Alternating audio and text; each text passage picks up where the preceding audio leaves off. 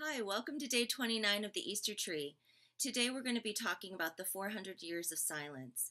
As we've studied thus far, you understand that God had chosen the Israelites as a people set apart for himself. He gave them his word, he gave them his steadfast love and faithfulness. He gave them the opportunity to enjoy and delight in all of who he is. They had full access to him, but yet you see how sin penetrated and sin caused them to love themselves more than God, to do whatever is right in their own eyes, and therefore rejecting God. God is their king, God is their creator, God is their groom, God as their husband. We see that Babylon had destroyed the temple, and then Persia had taken rule. The Israelites had become a form of the Persian puppet. We see the heirs of the throne not aligning themselves with the Lord.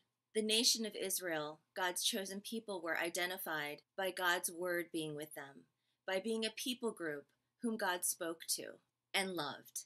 We enter in now at a time when God, in his steadfast love and in his faithfulness, will withdraw his word for a time, and he will give Israel what they want. He will let them experience their choice fully. When the Lord withdraws his word and we tend to not be in the word, what happens? We begin to make laws for ourselves and little moral rules. You see how the Pharisees and the Sadducees rise to power when we open up God's word tomorrow. People are no longer worshiping at the temple, but synagogues begin to emerge, and there are still those who are faithful. Here we see day 29, 400 years of silence. I have a mini scroll, and here on the scroll I have a little lock and a little moon to symbolize evening. Now I'd love for you to have some time of application where you ponder this concept. Are you faithful? Would you be faithful?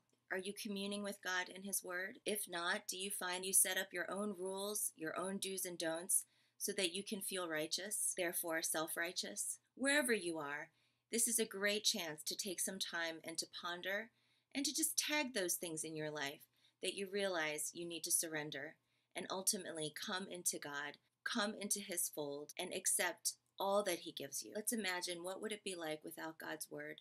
There are places in the world that don't have God's word. I would encourage you to pray for them. May God reveal himself to you and to all those who seek him. My picture here today is 400 years of silence, the scroll, God's word under lock and key, and the fact that we have to be subjected to time and space. How God in his sovereignty uses that to draw to himself. Thank you for joining me today, and I will be pondering this with you.